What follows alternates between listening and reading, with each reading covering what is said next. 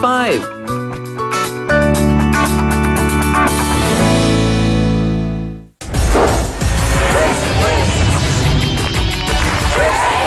Inamin naman ni Ate Annalisa na meron nga daw siyang karelasyon na Marlon.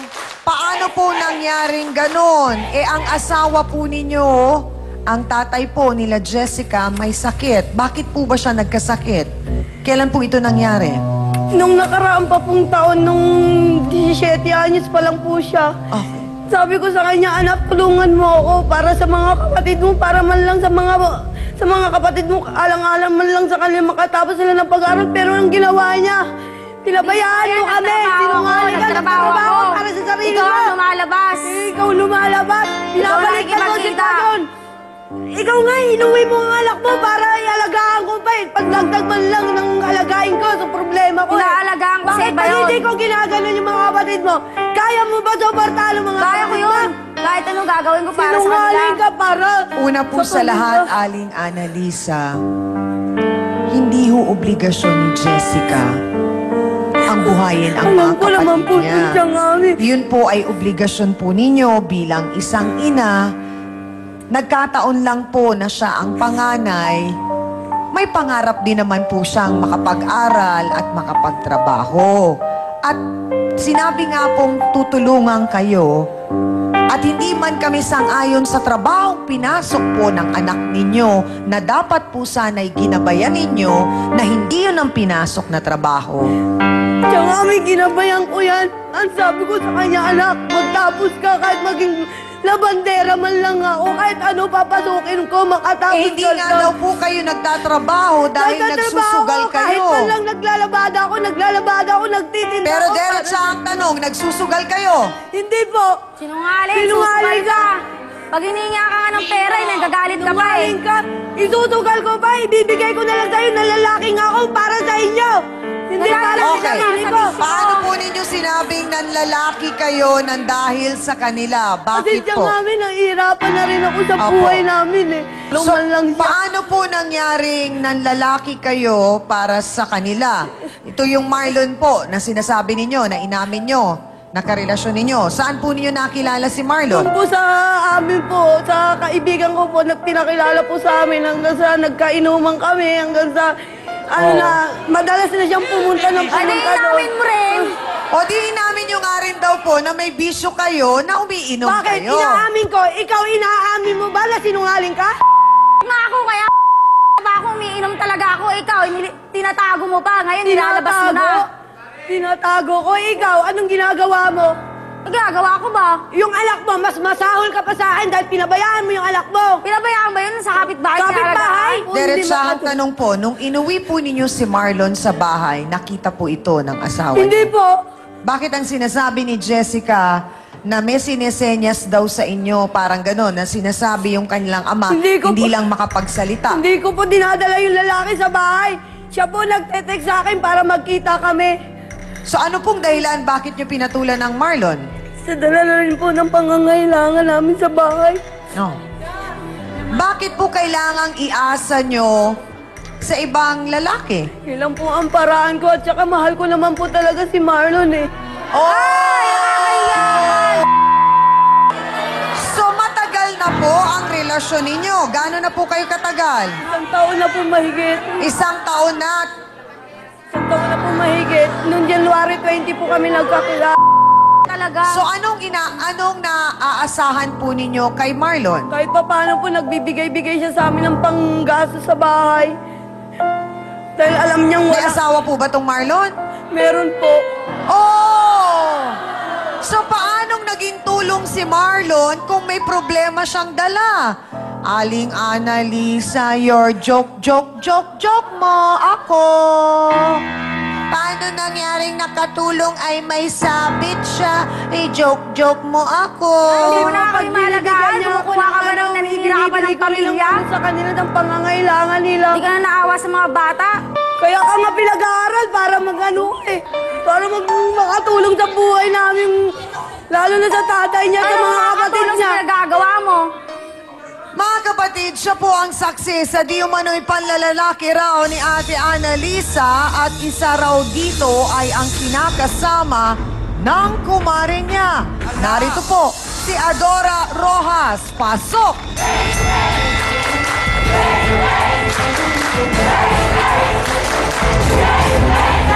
Aling Adora, sandali lang po!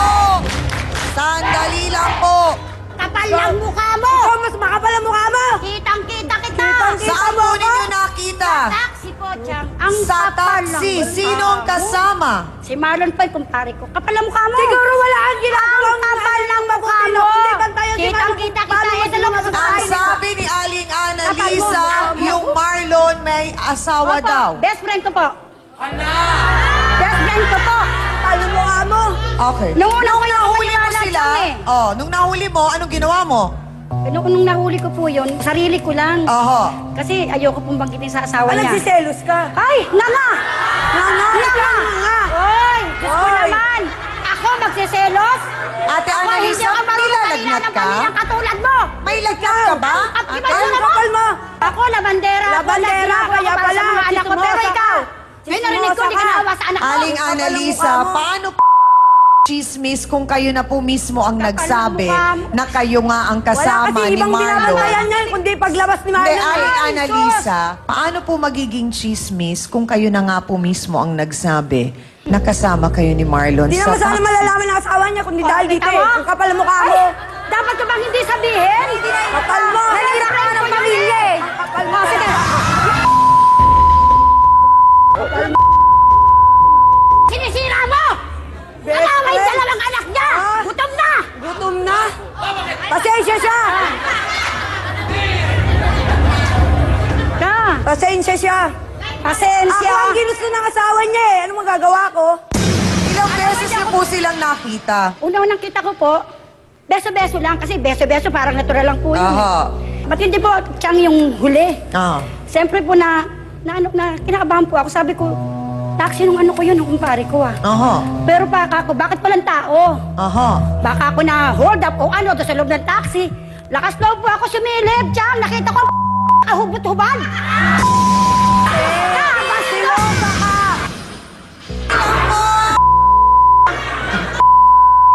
Parang ang nangyari dito, Dr. Camille, ay hindi akalain ni Ate Annalisa na para bang guguho yung kanilang pamilya mula nung nagkasakit ang kanyang mister. Parang, nasanay ka ba na yung mister mo ang nagtatrabaho? Dati po. Oh, parang ganon. Tapos ngayon, biglang nagkasakit at nakahiga na nga lang at hindi na kayang magtrabaho. So marahil baka parang ang nangyari, nagulat ba siya na biglang ganito kabigat yung responsibilidad na kailangan niyang kaharapin at hindi niya kinakaya marahil. May mga pagkakataon, Chang, na lalo na kung masyadong maaga na nagkaroon ng commitment at nagkapamilya. Sabi kasi kanina ni Jessica, parang 36. Tapos siya ay 19. So more or less 17 years old nung siya ay unang nabuntis. So basically, pag ganun ang nagiging problema, napaka-immature din ng ways kung paano i-resolve ang mga bagay-bagay. Dapat isipin ni Aling Annalisa dito na unang-una, nanay ka na eh. Pag naisip mong nanay ka na, hindi ka mag-iisip ng ikasasama ng pamilya mo. Yung predisposition na tinatawag, ano yung predisposition? Kung yung sinasabi natin kung ano ang puno, siyang bunga. Nagiging ganun dahil kasi nakita na eh. Pero pilit mang iniiba ni Jessica, bumabalik at bumabalik siya doon sa ganun kasi parang yun yung klase ng behavior na nakita niya sa kanyang magulang. Maari po hindi lang makadulot lang sabihin niya na ikasasama ni Jessica. Maari tuloy-tuloy na pati ito magiging cycle pati sa kanyang mga anak. Salamat po, Dr. Camille. Kasi talagang yun po ang pinaliliwanag naming lahat dito, pati yung mga nanay dito, sang-ayon po sila na hindi po talaga obligasyon ni Jessica ang kanyang mga kapatid. At hindi po siya dapat ang gumagawa ng paraan, kundi po kayo. Kasi kayo po ang ina. At kung nagagawan po ng paraan ni Jessica na nakakapaglabas siya at nagtatrabaho pa sa gabi, ibig sabihin po, ang ine-expect po sa inyo bilang nanay ay kaya po ninyong higitan yon kung kailangan na magkaroon kayo ng 3 trabaho sa isang araw, dapat po nagagawa po ninyo yun. O dapat ang magandang halimbawa ng anak mo, pero nangyari sa anak mo dahil sa'yo. Huwag ka magsalita ng ganyan, hindi mo alam ang buhay namin. Alam ko, na mas ngayon kwento pa lang ng anak mo, nalaman ko na yung buhay mo. Kakaawa, oh. Bakit nandun ka? Wala nga ako doon, kwento pa lang ng Wala anak nung mo. maliit yan, alam mo ang buhay namin. Eh ngayon pa lang, inaaman mo, nanlalalaki ka na eh. Ba't ka marunong mahiya? Nahihiya ka sa pinagagawa mo. Nahihiya ako dahil sinungaling ka rin minsan. Nahihiya ka. Oh, nakakita na naman kayo ng butas sa anak ninyo. Abay, mga kasawsawan, bumoto nga muna kayo at baka kung ano pa makita ni Aling Annalisa. Nako mga kasawsawan, eto na ang lungkot, hindi ba? Kasi nga si nanay medyo naging pabaya daw. Pero si anak naman, ako Jessica, gusto ko lang din namang ipaalala na ang iyong kinakausap ay nanay mo pa rin. Kaya eto na lang muna, mga kasawsawan, sino ba sa tingin nyo ang mas may punto? Pula ba o puti? Go!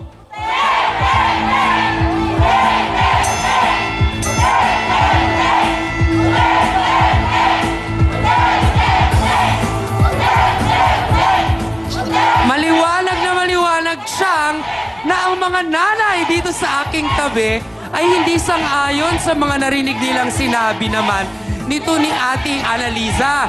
Pero Jessica, muli paalala ha, may samaman tayo ng loob sa ating mga magulang, masasabi naman natin ito na hindi tayo parang nawawalan ng paggalang din naman sa kanila. Yan ang ating boto, Hans. Bakit nga ba niya nagawang pagtaksilan di umano ang kinakasama niya at makipagrelasyon kay Ate Annalisa? Siya ba ang kasama sa mahiwagang taxi? Narito, si Kuya Marlon Lozano. Pasok!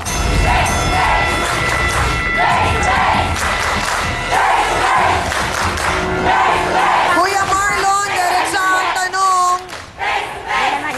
Ano pong dahilan? Bakit pinagtaksilan ninyo ang inyong kinakasamang si Aling Rufina? Napakabungangera nun. Met nga, lagi na lang binubungangan. Kita lagi kinihinahanap. Pag uwi ko, laging wala siya. Nagmamanicure daw, nagmamanicure. Matanda ka na, may utak ka dahil... So yun po ang dahilan ko kaya kayo nagkagustuhan ni Ate Annalisa. Sa inuman, ma'am. Sa inuman. Ano yun, baget? Sa inuman? Opo. Sabi kala ko walang bisyo. Madalas po siya, inuman po ng mga kumpare ko, pumupunta Siya? po siya ron. Hindi po, mga kumpare ko, pumasyal po siya ron, nagkita po kami. Oh, the love story of Ate Annalisa and Marlon.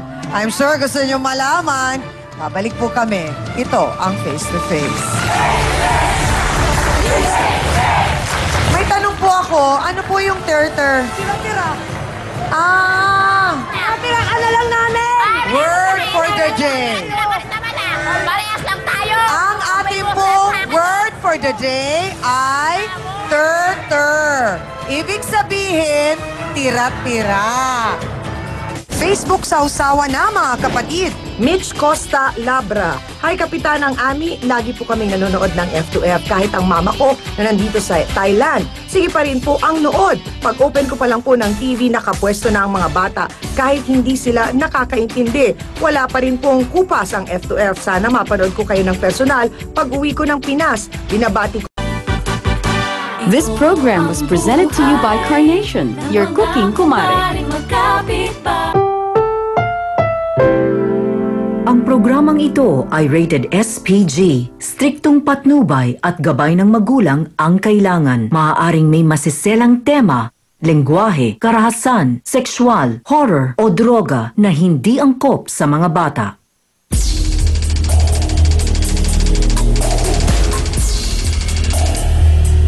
Ngayong umaga, Mrs. nagingit-ngit sa galit dahil si Mister naghanap ng ibang babae. Siyempre po, masakit na masakit sa akin. Dahil sa kabila ng mga ginawa ko para sa pamilya ko, eto pa ang igaganti niya, di ba? Lagi na lang pera hinahanap sa akin yan. Halos araw-araw, lagi niya ako inaaway. Parang wala na akong ginawang tama eh. Alam ko, kabit ako ng asawa niya, pero pinaninindigan ko yun sa sarili ko. At saka ako ang ginusto ng asawa niya, ang magagawa ko. Pero hindi lang pala isa ang kalaban ni Mrs. May isa pang babae si Mister. Siyempre, mahal ko si Marlon. Yan magagawa ko talaga. Mahal na mahal ko ang tao na yun. Malalaman nila kung paano galit ang papatakin ko sa kanila. Ilang taon kami nagsama. Yan pang gagawin niya sa akin, ang kapal ng pagmumukha niya. Kanino kaya mapupunta ang pinag-aagawan nilang Adan? Harapin natin at pag-usapan yan face to face! Sausawero, Sausawera! Let's get ready for Sausawa!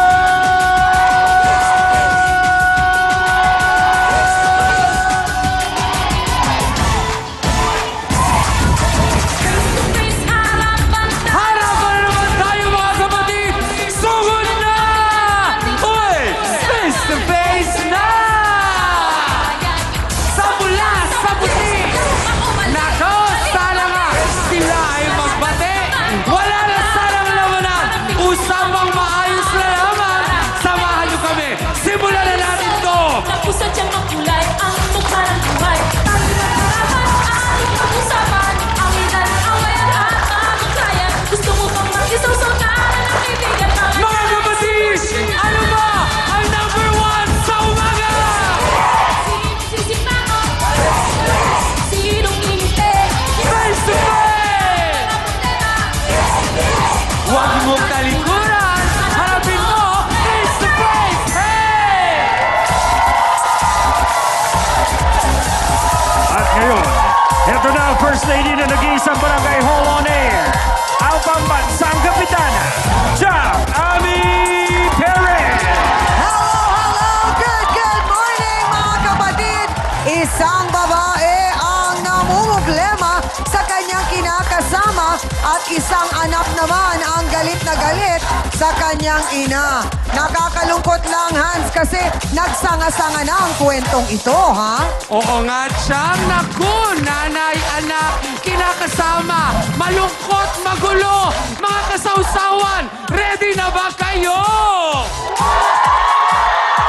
Abay, ito ang alam kong ready na. Si B1 at B2. Makukumpleto ba naman ang ating umaga kung wala sila? Attorney John Philip Reyes. Dr. Camille Garcia. Father Sunny Merida. Ang ating pong pinakamamahal na trio, Tagapayo. Kaya naman, Pilipinas, what are we waiting for? Aba, let's make it a come on. Face to face na!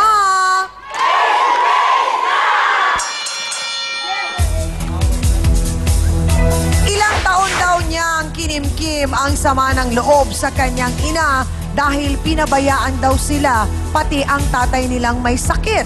Bakit naman kaya nagkaganon? Ikwento mo sa amin, Jessica Garcia. Pasok!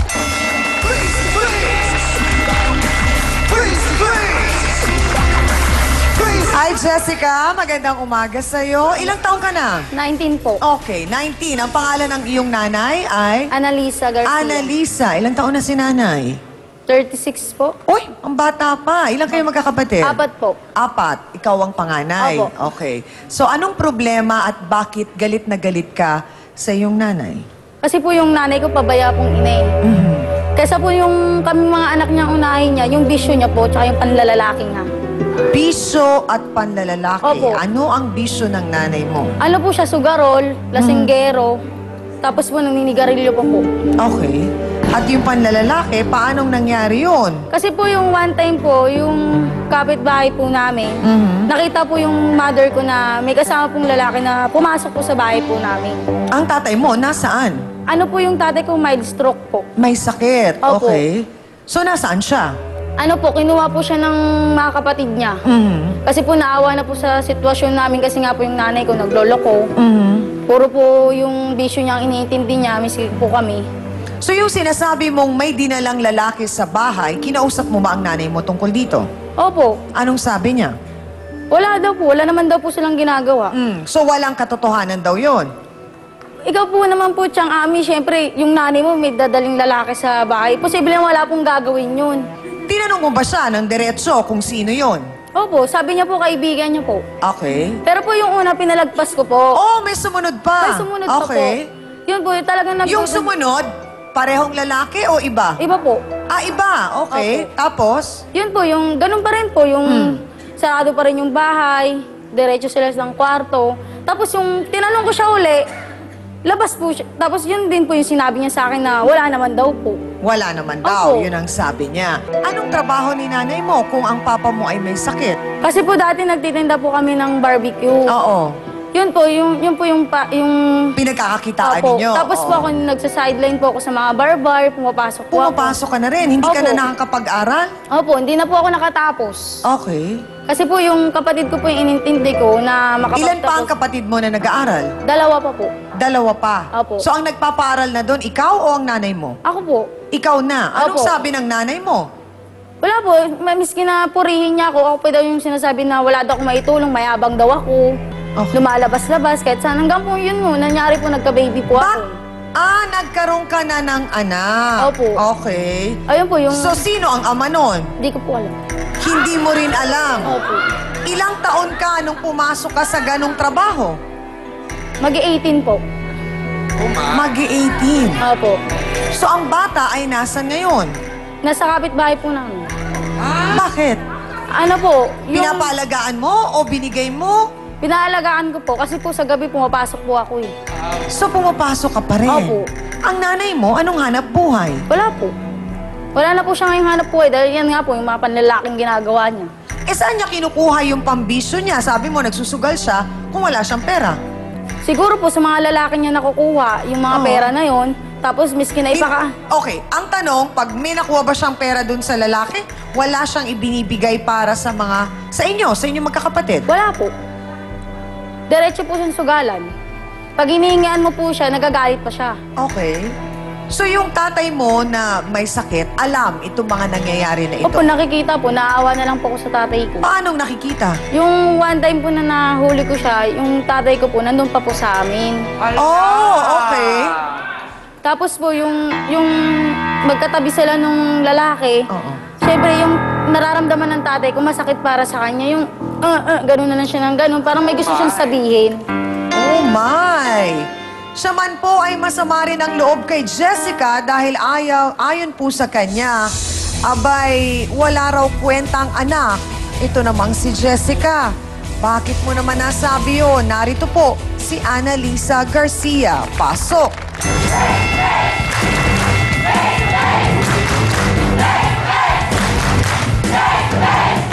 Kapal naman ang mukha mo!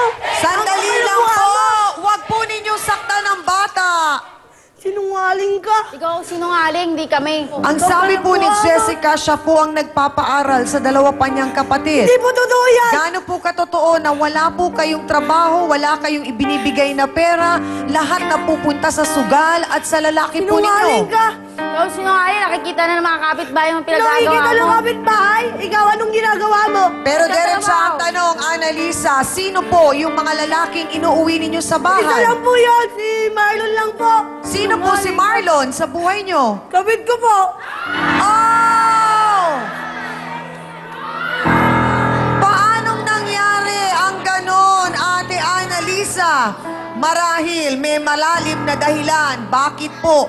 Nakarelasyon niya yung Marlon na yun at yun ang aalamin natin sa pagbabalik po ng Face to Face. Pati ko, siyang yung huli. Ah. Taxi nung ano ko yun, nung kumpare ko ah. Aha. Baka ako na hold up o ano doon sa loob ng taxi. Lakas loob po ako sumilip, siyang nakita ko, hubot-hubad. Bastos ka! Bastos ka! Sandali lang po!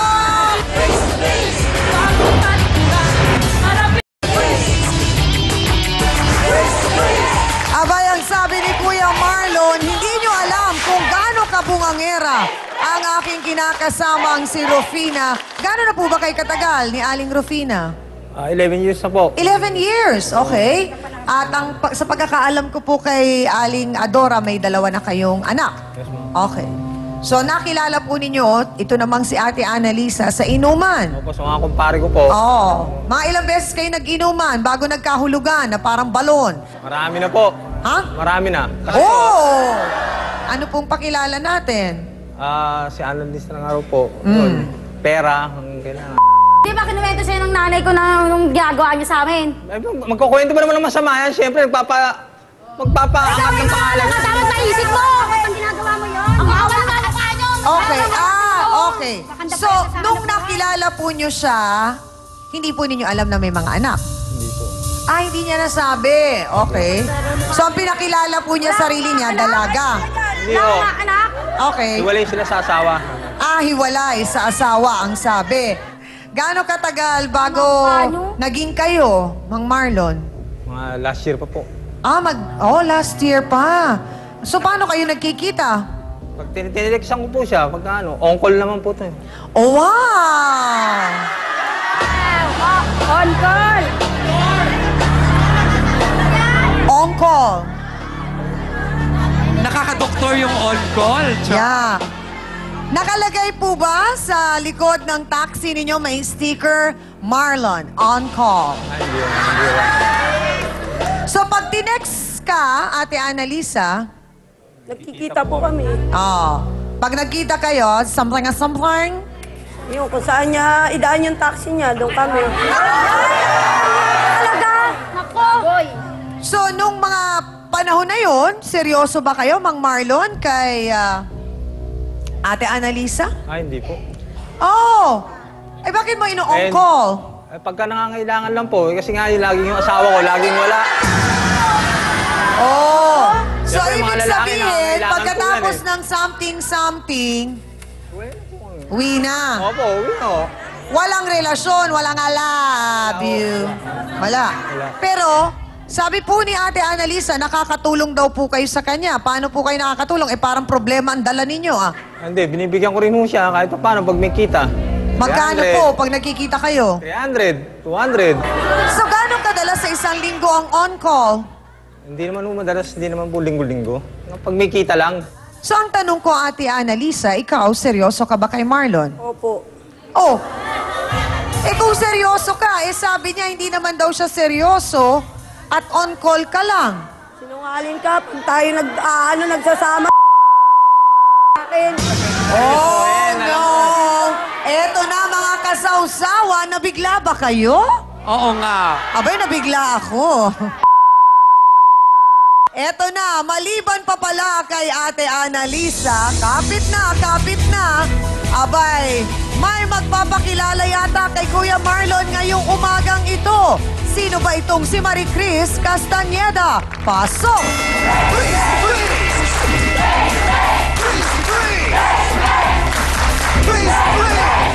Sandali lang!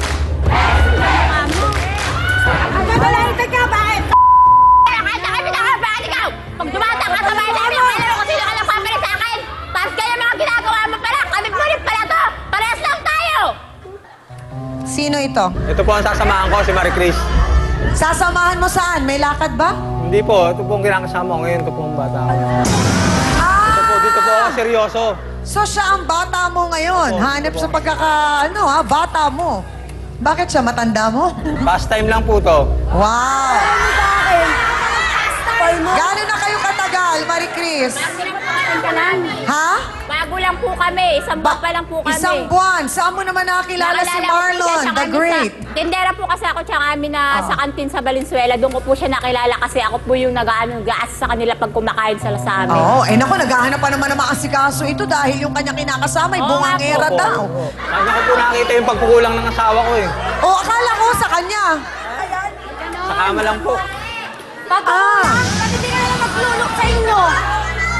Tandali lang. Marie Cris, magkaliwanagan lang tayo. Alam mo bang may pamilya si Mang Marlon? Alam ko po, tsaka dahil sinabi niya po sa akin yun. Alam ko po na meron siyang asawa at meron siyang anak, pero hindi ko po alam na yung babae na yan, kaya din pala po niya. Kasi magdati po dumadaan niya sa batok namin, lagi po nagpaparinig sa akin, lagi na sinasabi daw ako. Ano naman ba, alam mo, ikaw nga, tingnan mo ang sarili mo, hindi ka nga nag-aayos, Sandali lang, Aling Annalisa!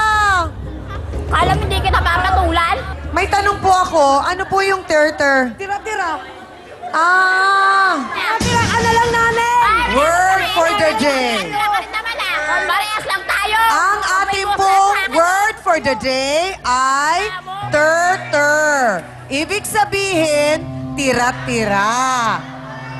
Hindi, Ate Marie Cris, ang tanong ko, bakit kahit alam mo na meron siyang kinakasama, pumayag ka na sa edad mo naman, alam mong makakahanap ka ng lalaking mas bata. Dalaga ka pa ba? May anak ka na? Dalaga pa po. Oh, ayaw mo ba ng driver, sweet lover na binata at Kasi po walang sa sabi? ayoko na po sa mga binata kasi nakasubok na rin po ako ng Kaso nga lang, ang ginagawa na, porkit bata ang syota mo, syempre, pwede silang humanap ng iba, humanap ng ganito. Kaya kung sa kanya nakita din po, hinahanap ko, kahit alam ko na kaya din niya po akong ipagtanggol. Ganun kaya niya din po akong buhayin. Kalmo ah! Attorney, ito pong nangyari kay Kuya Marlon at kay Ate Annalisa. Doon po sila natagpuan ni Aling Adora na medyo merong hindi ka nais-nais na ginagawa. Doon po sa loob ng taxi na, kung di po ako nagkakamali, Kuya Marlon, yun po ba ay sa inyo? Hindi po, binabiyahe ko lang po. Ah, binabiyahe lang niya. So, hindi po siya ang may-ari pa. Yun po bang, ang tawag doon ay operator, di ba? Pwede po bang magsampa ng reklamo yun laban kay Kuya Marlon doon sa ginawa niyang yun na medyo hindi maganda doon sa taxi? Maaari po, Chang Ami, ayon po sa ating Revised Penal Code, Article 200, ito po ay tinatawag na grave scandal, na kung saan ang sino man na magagawa ng isang skandalosong bagay sa pampublikong lugar na nakaka-offend po sa ating decency and good custom, ay maaari pong makasuhan po ng krimen na ito. Yun naman pong reklamo ni Jessica sa kanyang ina na nag-uwi at nakita ng kanyang mga kapatid na minor de edad at pati ng kanilang ama na may sakit na nag-uwi ng lalaki doon sa bahay nila si Ate Annalisa. Paano naman po pwedeng proteksyonan nila Jessica at silang magkakapatid ang kanilang mga sarili dito sa ginawa ng kanilang ina? Ito naman pong ginagawa ni Miss Annalisa ay maaari pong pumatak sa violation ng Republic Act 7610 o yung Child Abuse Law, na kung saan ay gumagawa po siya ng mga bagay na maaari pong maituring ng pang-aabuso sa isang bata, at ito po ay maaaring makonsider na prejudicial sa kanilang normal development. Meron po itong kaukulang pagkakakulong na 6 years and 1 day to 12 years. Maraming salamat, Attorney. Na, syempre, ay hindi naman naisip din ni Ate Annalisa na gano'n ang pwedeng kahantungan noon at ni Kuya Marlon, dahil ang sabi mo lang na dahilan kaya ka nagkakaganyan ay kasi dahil bungangera. Sapat po bang dahilan yun sa palagay ninyo? Hindi lang po yun, hindi na po kami niya inaasikaso eh. Kulang sustento mo! Bakit hindi po kayo nakipaghiwalay na lang ng maayos? Saan po kayo nauwi pa ngayon? Sa Kiko po. Kay La Rufina? Opo. O bakit pa rin kayo doon umuwi kung bungangera siya? Eh, sa mga bata po. Bata, naawa ka, ginugutom mo na nga. Pero gusto ko na rin po siyang iwalayan. Oh! Walang dapat nung Gusto niyo po ba yung sabihin sa kanya ng face-to-face? Oh! Talaga? Gusto mo siyang hiwalayan na? Opo. Oh? Aba, bakit kaya? Eto na, narinig kaya niya ang mga binitawang salita na yon ni Kuya Marlon. Pasok ka na, Ate Rufina David!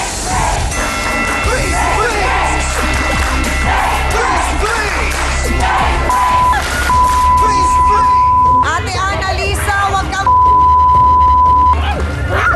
Sandali lang! Sandali lang! Pagkatapos ng ginawa ko sa inyo, yan pang gagawin mo sa akin! Hindi kita Minsan ba tinanong mo na akong kumain na ako? Lalo nang una. Wala, hindi mo pa ginawa sa akin tayo, nun. 10 years kita Lagi mo sinasabi, pati mga anak nagsiservice ka ng manicure, manicure. O yun na Baka nga, na, hindi yun na ka ang service mo. sa akin. Napakasama mo! Bakit parang lumalabas? Naghahanap na lang ng buta. Kuya Marlon, Ate Rufina, alamin natin, magbabalik po ang face-to-face. Ang pwede pa magkatabi-tabi, ha? Isang pamilya ang sinira nyo. Alam nyo ba yun? Masakit sa akin. Dahil hindi ko pinangarap na masira ang pamilya ko.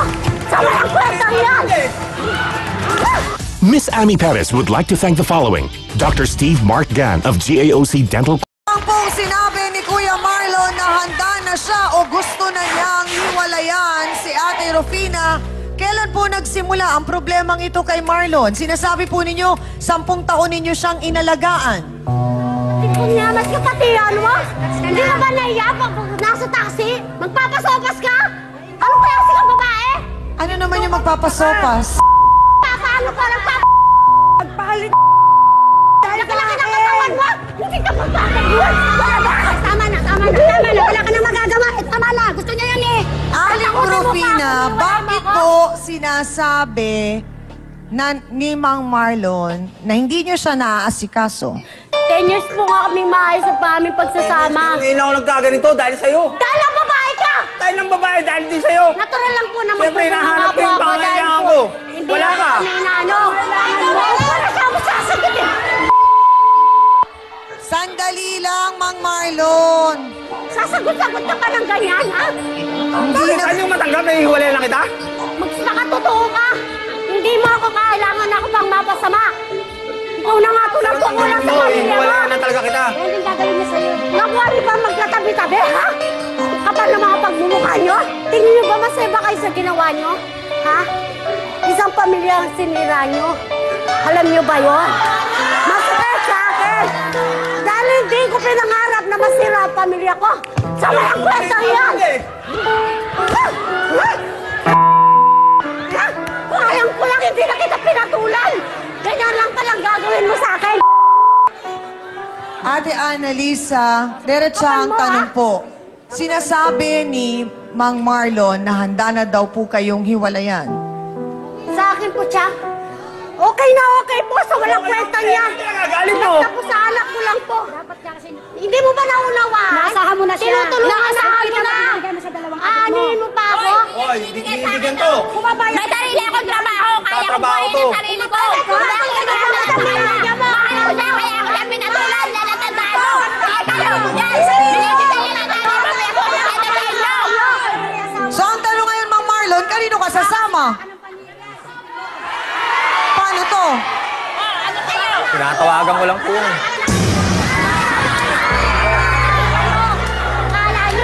Dahil po sa tindi ng galit ni Aling Rufina, hindi man tayo nagkaroon ng pagkakataon na makausap siya, ay siguro po sa puntong ito, mas maunawaan po ni Ate Rufina ang mga nangyayari kapag kaharap na po niya ang ating trio tagapayo. At sana nga po, dalangin natin, maliwanagan ng isip si Ate Marie Chris, ganun din si Kuya Marlon at si Ate Annalisa, nang malaman po nila kung ano ang mga bagay na dapat po nilang pahalagahan sa tulong pa rin ng ating trio tagapayo.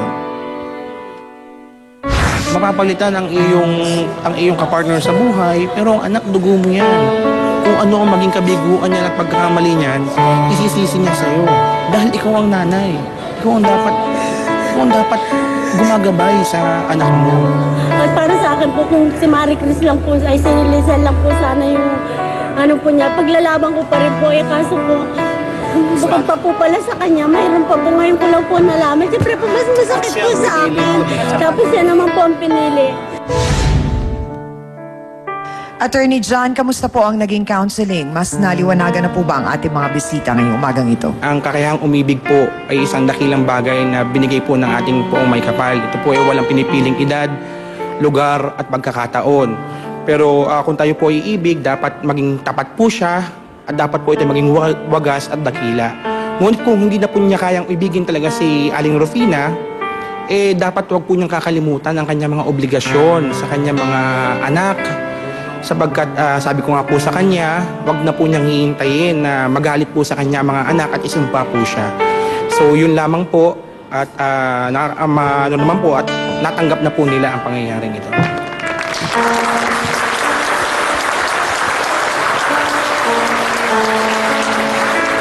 Kumisan nakakalimutan natin na ang isang babae pag nagpamilya, sinasabi ko nga palagi na ang nanay, tuloy-tuloy ang responsibilidad na yan. Kaya yun nga yung gustong panghawakan dito ni Jessica. Nanay ka namin. Sana bumalik ka sa kanila at maging responsable ka. Kasi unang-una, kailangan ka ni Jessica dahil yung sa kanyang trabaho, hugutin mo siya doon. Hindi siya dapat doon. Dapat kayong dalawa bumalik kayo sa pagbabarbecue, paglalaba, lahat ng pwedeng gawin, pagtitinda. Sana makita nyo na ito ay oportunidad para kayo ay magbago at may ayos sa inyong mga buhay. Yun lang po.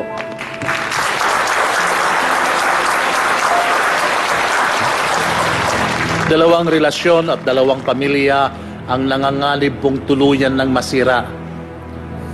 Unang relasyon po ang relasyon ng mag-ina, ni Jessica at itong sinaling Alan Lesa. Alam mo, Aling Alan Lesa, hindi magkakagano ng anak kung hindi mo pinabayaan. Kung hindi mo binigyan ng gabay, hindi mo pinalaki, at binigyan ng dignidad at dangal kung ikaw ay kahit sa hirap ng buhay, pinakita mo sa anak na kaya mo siya alagaan. So sinabi kong sana'y hindi tuluyang masira dahil nasa iyong mga kamay ang pagbabalik at pagbuo muli ng iyong pamilya. Yung pangalawa pong relasyon ay ang relasyon po na mag-asawa o kahit hindi sila kasal, ngunit mayroon po silang relasyon dahil 10 taon po sila nagsama. At ito po ang nanganganib dahil po sa desisyon ni Mang Marlon na hindi na po niya babalikan itong si Aling Rufina. At hanga po ako kay Aling Rufina dahil kahit siya'y umiiyak, matatag po ang kanyang puso na itataguyod niya ang kanyang mga anak. Salamat po. Salamat muli sa ating pinakamamahal na trio, Tagapayo. So hindi ko po alam kung anong uunahin natin, Ate Annalisa. Kayo po muna siguro ni Jessica. Nak, kung ano man nagawa ko sa pamilya natin, handa ako magbago para sa inyo. Hindi ko na ulitin yun. Hindi na rin ako maniniwala sa lalaki na to. Basta nga pangako mo lang na kami na lang. Huwag na ibang tao. Kasi kami tunay ang nagmamahal sa'yo eh. Totoo po yun, Aling Annalisa. Ganun din sa'yo, Rufina. Patawarin mo rin ako.